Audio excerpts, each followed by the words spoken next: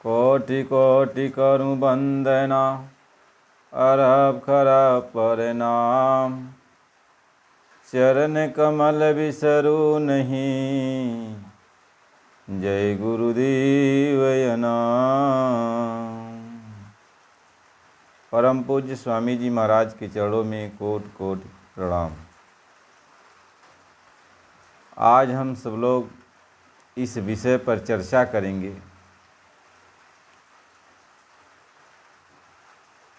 कि पहले कौन प्रकट हुआ। शब्द हुआ पहले शब्द प्रकट हुआ कि परमात्मा प्रकट हुआ।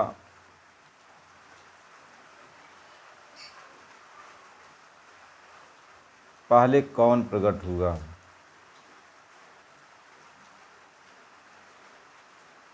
इस विषय पर थोड़ा हम लोग विचार करेंगे। बहुत सारे लोग ये कहते हैं कि पहले परमात्मा आया, कि परमात्मा के बाद शब्द आया, कि शब्द आया कि परमात्मा आया।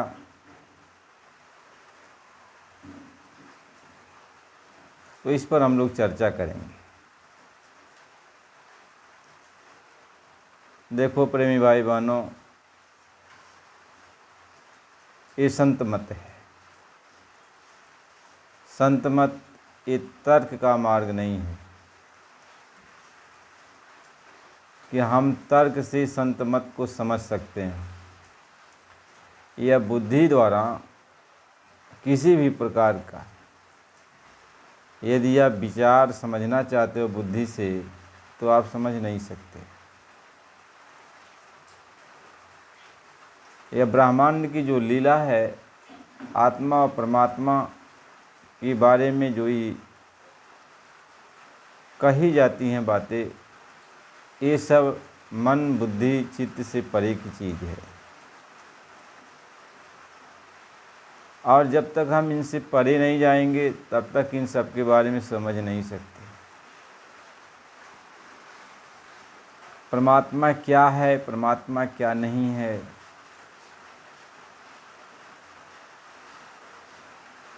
ये जानने के पहले हमें आपको इस बात को जानना चाहिए कि जब तक हमें अपने आप का ज्ञान नहीं है, तो परमात्मा का ज्ञान हम क्या करेंगे। अपने आप को नहीं जान पाए तो परमात्मा को जान के क्या करोगे।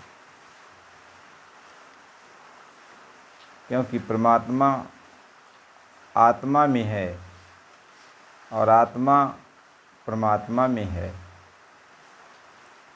जैसे फूल होता है तो फूल में जो खुशबू होती है, अब कोई कह दे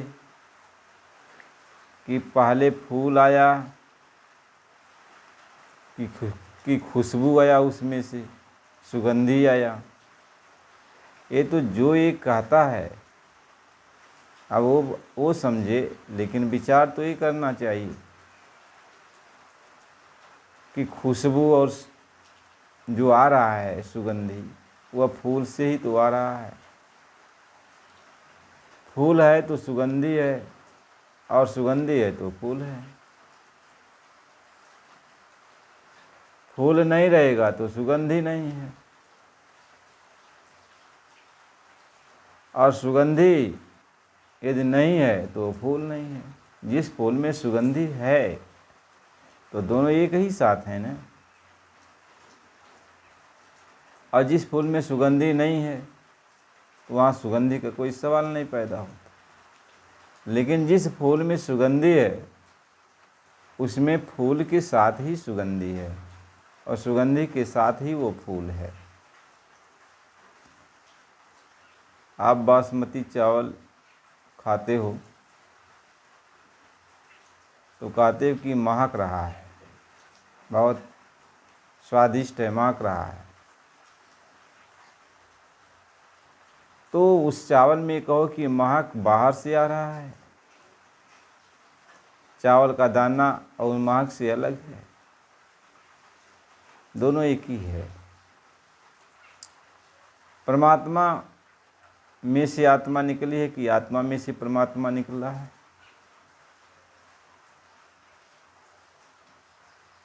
ये कोई कह नहीं सकता, क्योंकि आत्मा परमात्मा के अंदर से आई और ये आत्मा परमात्मा के अंदर ही है। यानी आत्माओं का जो समूह है वही परमात्मा है।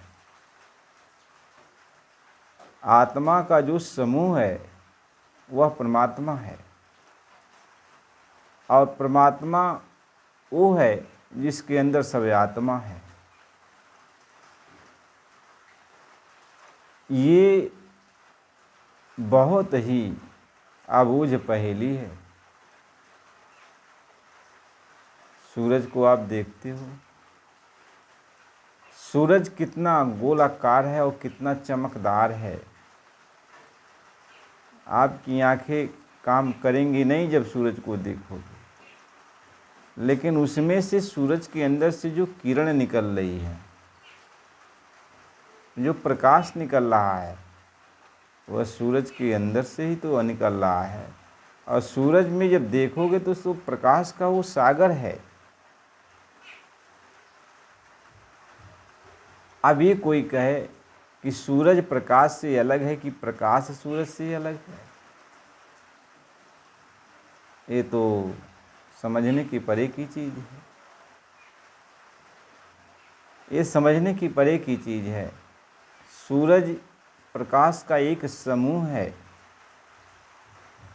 और जब उसकी किरणें बाहर निकलते हैं तो दुनिया में प्रकाश हो जाता है। यानी सूरज की किरणों के द्वारा ही प्रकाश होता है, और वही किरणें सिमट जाती हैं सूरज में। तो सूरज किरणों से अलग नहीं है और किरण सूरज से अलग नहीं है। इस तरह से आत्मा परमात्मा से अलग नहीं है और परमात्मा आत्मा से अलग नहीं है। दोनों एक हैं, दोनों एक हैं। परमात्मा रूपी सागर से आत्मा रूपी बूंद निकली है, और आत्मा रूपी बूंद जब सिमटती है तो परमात्मा रूपी सागर में समा जाती है।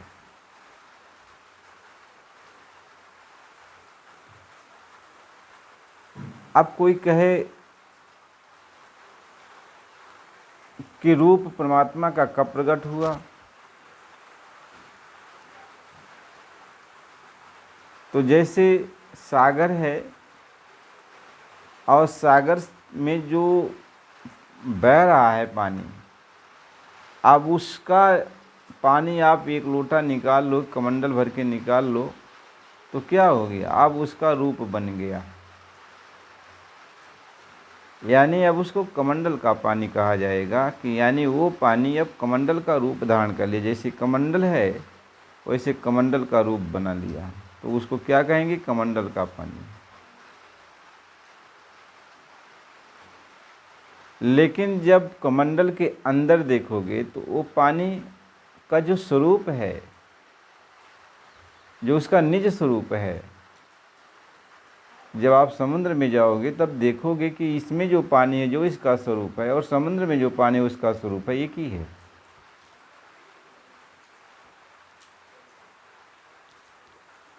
यानी समुद्र का जो स्वरूप है वही एक कमंडल में जो समुद्र का पानी है उसका भी वही स्वरूप है।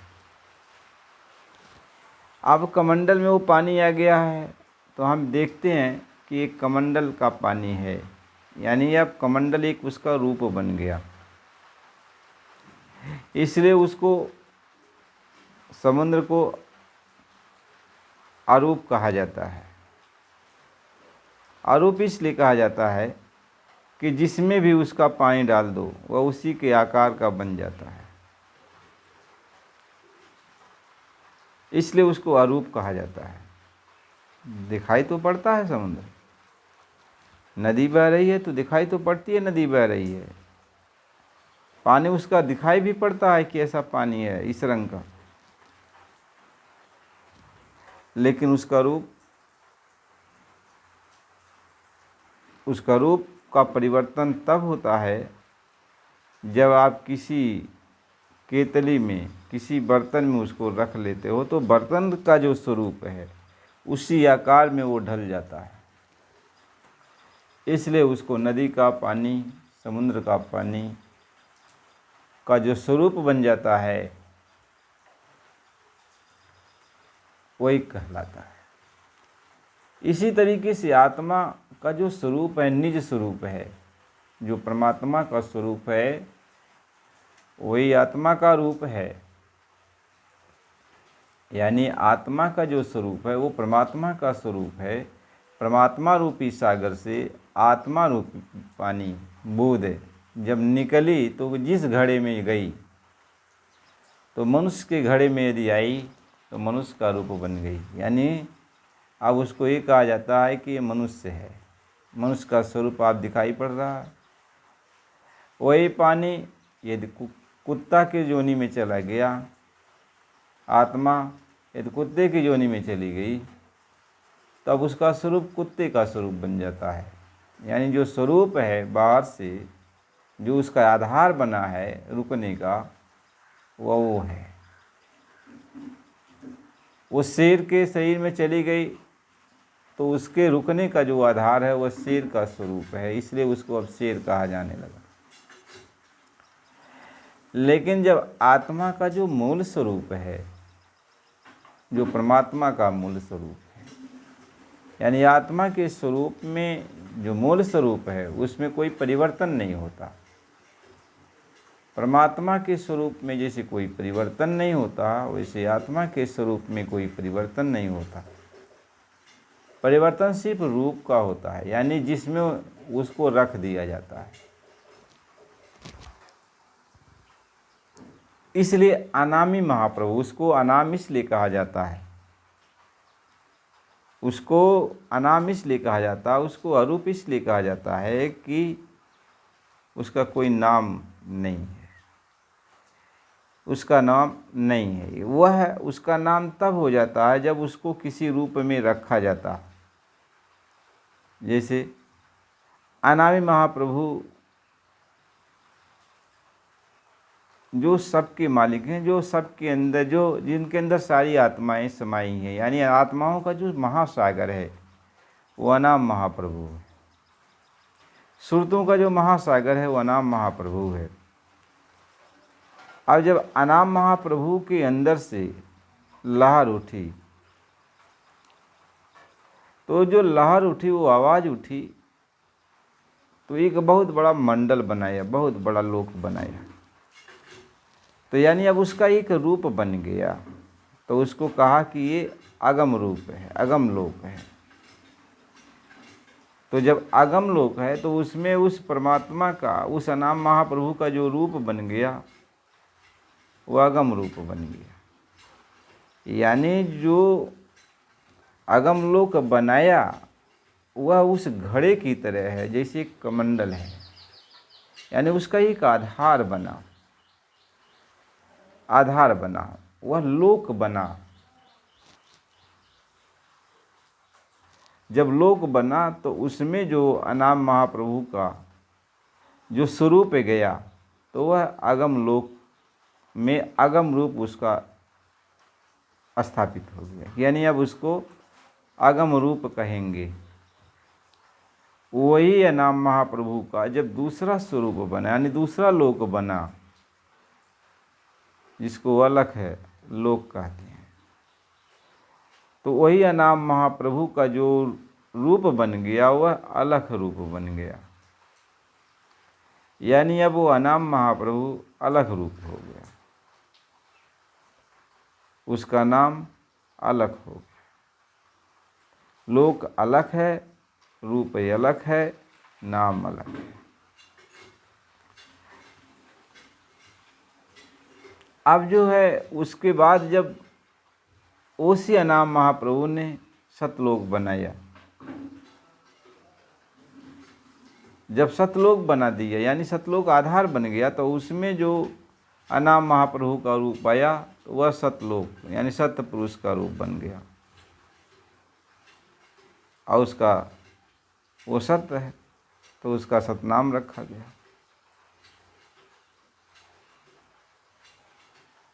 लेकिन जो इन तीनों में रूप है वह अनाम महाप्रभु का ही तो रूप है। लोक बना दिया तो लोक में वो प्रभु जाके विराजमान हो गया, तो अब उसको अगम लोक, अगम पुरुष कहते हैं, फिर अलग पुरुष कहते हैं, फिर सत्य पुरुष कहते हैं। अब यह तीनों का जो रूप है, यह तीनों में जो धारा निकली, यानी जैसे समुद्र की लहर धारा, तो धारा ने ये मतलब लोक बनाया। धारा जो है आगम लोक में वो धारा है। कैसे नदी की धारा निकल जाती है, कहीं धारा यहाँ से मुड़ गई, नदी की धारा निकल जाती है, ऐसे अनाम महाप्रभु की जो धारा निकली वह आगम लोक को बनाई, फिर वही धारा आगे बढ़ गई अलख लोक को बनाई, फिर वही धारा आगे बढ़ गई तो सतलोक को बनाई। यानी यहाँ तक वो धारा आई, अनाम महाप्रभु की वो धारा आई। अब धारा जो है एकदम जैसे अनाम महाप्रभु में हलचल है, सब कुछ है, तो धारा तो धारा तो धारा है। इसलिए कहते हैं यह तीनों देश एक रस हैं, एक रस है। मालिक इस चीज को समझाती है, एक रस है तीनों देश।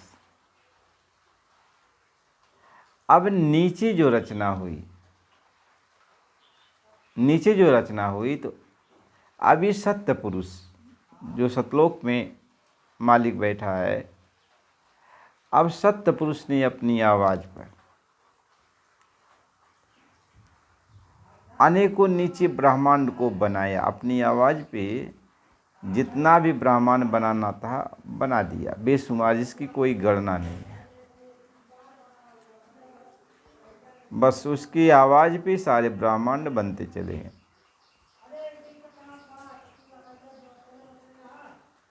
वहाँ लोक बना, लेकिन यहाँ ब्रह्मांड बनते चले गए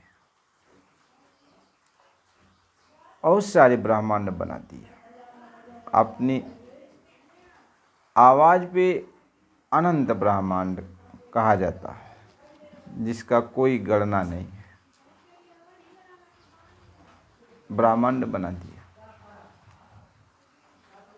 ब्रह्मांड बनाने का मतलब आप समझ लो कि जैसे कमंडल बन गया, कोई बर्तन तैयार हो गया, जैसे अनंत बर्तन तैयार हो गया। लेकिन उसमें जो है सत्य पुरुष, उस अनंत बर्तन में सत्यलोक की जो धारा है वह उसमें नहीं उतरी। यानी सत्य पुरुष, सत्यलोक, सत्य पुरुष का जो स्वरूप है इन अनंतों ब्रह्मांड में नहीं उतरा। जैसे और सारे लोक जितने बने, अगम लोक बने, अलख लोक बने, सतलोक बने, तो इसमें अनाम महाप्रभु उतर गए, उनकी धारा उतर गई। लेकिन जब सत्य पुरुष ने नीचे ब्रह्मांडों की रचना किया, अनंत ब्रह्मांड बनाया, तो उसमें उनकी धारा नहीं उतरी, यानी उनका स्वरूप उसमें नहीं उतरा। और ब्रह्मांड वैसे खाली के खाली पड़ा रहा। वो ब्रह्मांड खाली के खाली पड़ा रहा। रचना तो बना दिया, फिर वही सत्य पुरुष ने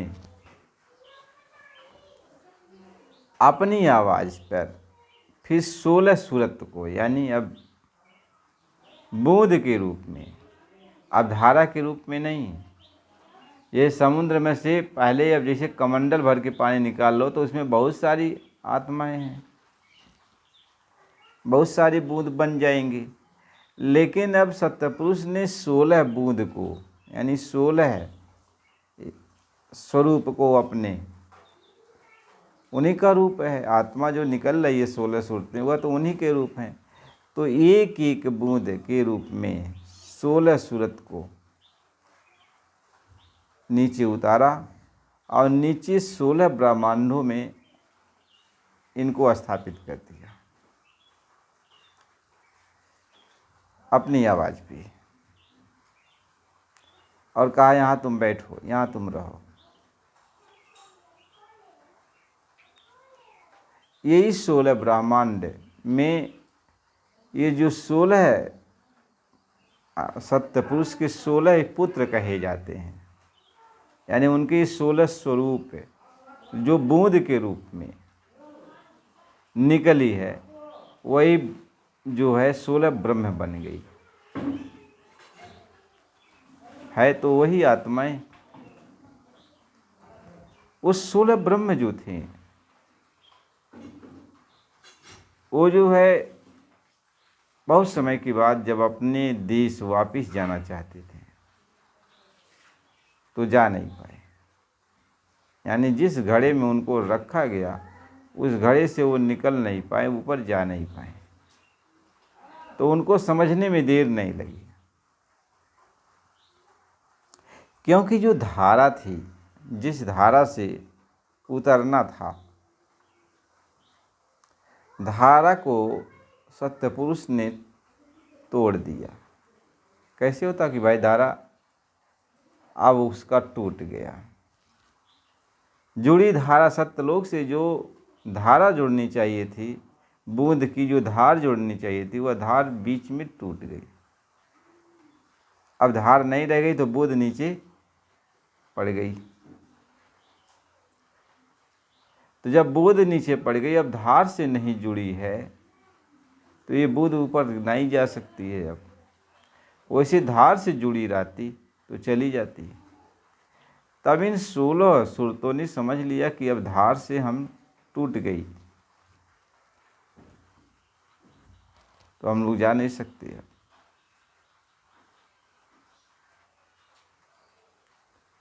जा नहीं सकती, तो उन्होंने बैठकर तपस्या किया अपनी जगह पर। जब बहुत समय तक तपस्या 16 ने किया, तो सत्य पुरुष ने कहा हम खुश हैं तुम्हारी सेवा से, बोलो क्या चाहते हो। तो उन 16 ने कहा कि प्रभु आप हमें इस ब्रह्मांडों का हम लोगों को राजा बना दिया, अकेले हम लोग रह रहे हैं, तो हम लोग राज किस पर करेंगे। कौन प्रजा है ही नहीं है, तो यहाँ किस पे राज करेंगे। तो हम लोगों को सुरतों का भंडार दे दीजिए, यानी आत्माओं का। उन्होंने कहा ठीक, आत्माओं का भंडार दे दिया, जिसमें हम लोग थे। एक एक घड़ा सबको दिया, जैसे समुद्र से एक एक घड़ा पानी निकाला और दिया सबको, लेकिन अपनी धारा से जोड़ के दिया। यानी इन 16 जो ब्रह्म को आत्माओं को सौंपा, तो आत्माओं के साथ अपनी धारा रखा, यानी धारा तोड़ा नहीं। और हम सारी आत्माओं को यही कहा कि इनके देश में तुम लोग रह रहे हो, रहना, और जो कुछ खराब मसाला है इसको तुम लेके जा रहे हो, तो इसके नीचे छोड़ देना। जहाँ तुमको उतारा जा रहा वहीं नीचे छोड़ देना। और 1 लाख वर्ष के बाद, 1 लाख वर्ष जब बीत जाएगा वहाँ का, तो जो ये मसाला है ये छूट जाएगा। और छूट जाएगा तो मेरी धारा के साथ, जो धारा जिस धारा पर तुमको बैठा के भेज रहा हूँ, इसी धारा के साथ वापस चले आना। तो जब इस धारा को पकड़ लोगे, धारा के साथ वापस चले आओगे अपने देश। तो बहुत सारी आत्माएं चली गई अपने देश।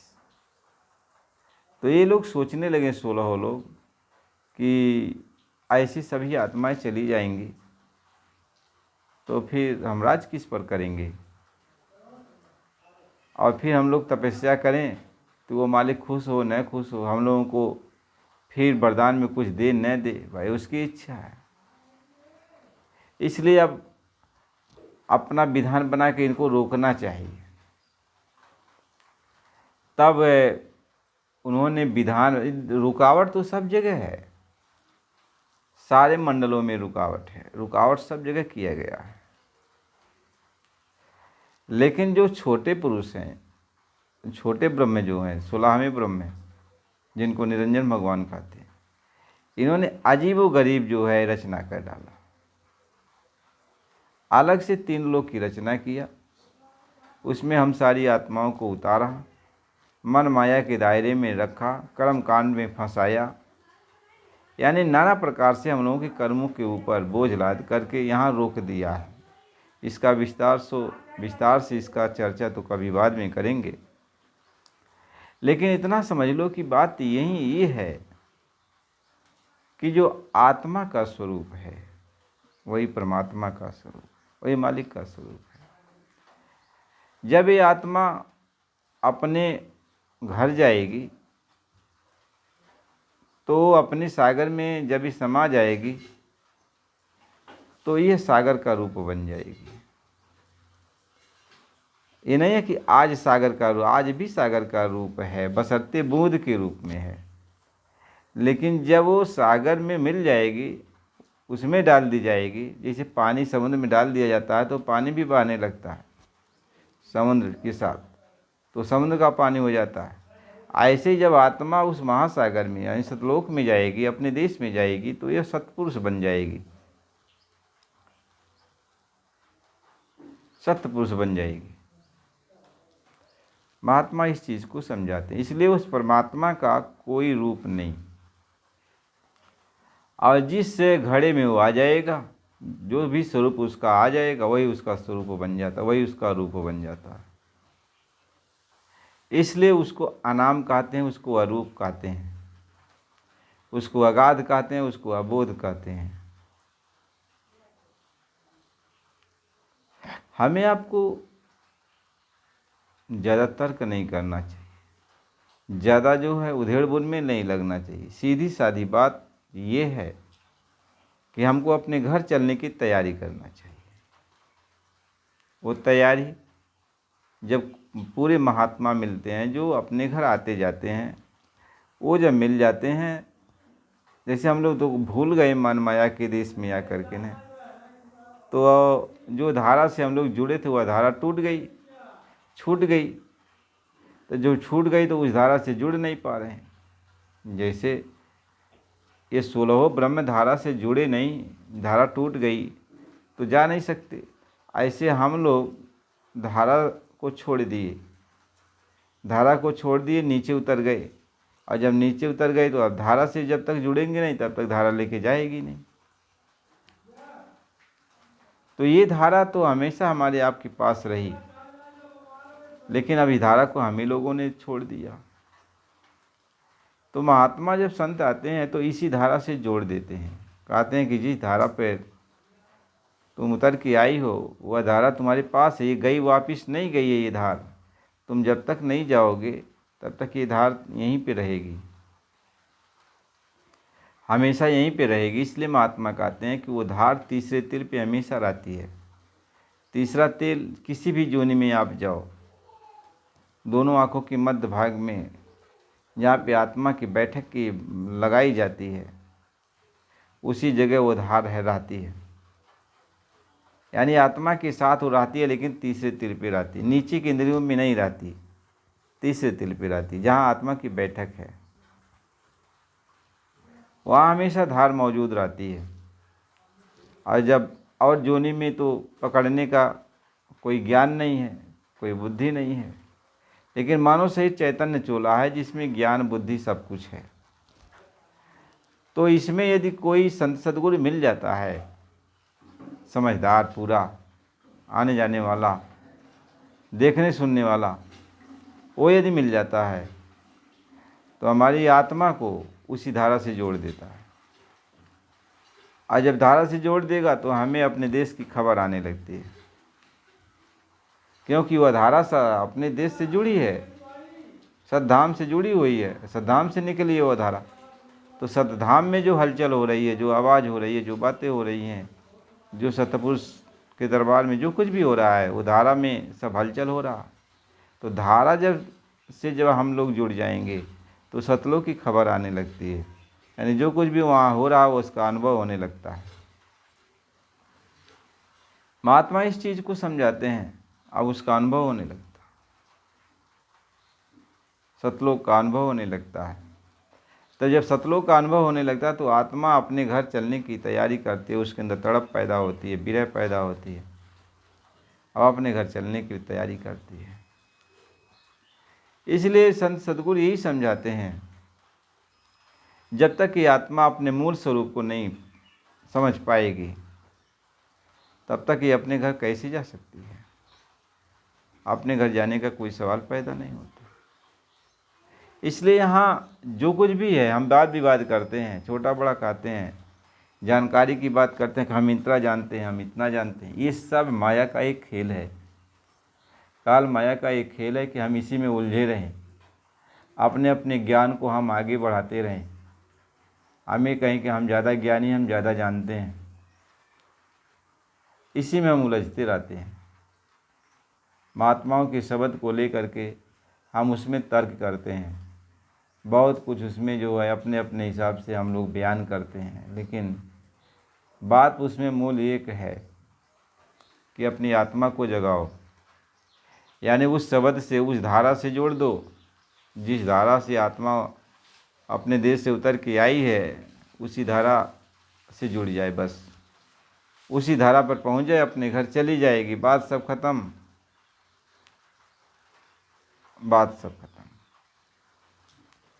अब अपने धार से जब तक ये आत्मा जुड़ेगी नहीं तब तक लाख जतन करो, घूमो टहरो, यहीं पे अपना घूमो टहरोगे, कभी स्वर्ग, कभी वैकुंठ, कभी और लोक में आओगे जाओगे, ऐसा आराम सुख सुविधा मिलेगी, मृत्युलोक में भी सुख सुविधा मिलेगी, बुरा कर्म करोगे तो नरक 84 में जाएगा। ऐसे ही चक्र चलता रहता है, जन्म मरण का बंधन ही खत्म नहीं होता है।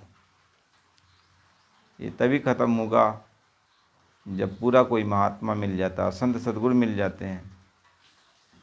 अपने अपने हिसाब से हम लोग अपने अपने गुरु की खोज करते हैं, लेकिन कहीं पर भी आप जाओ, कोई भी महात्मा आपके मिले, उससे यही कहना कि हमें अपने घर चलने का जो मार्ग है, जिस मार्ग से हम उतर के नीचे आई हैं, मार्ग को छोड़ दें, उसी मार्ग पर हमको लगा दो।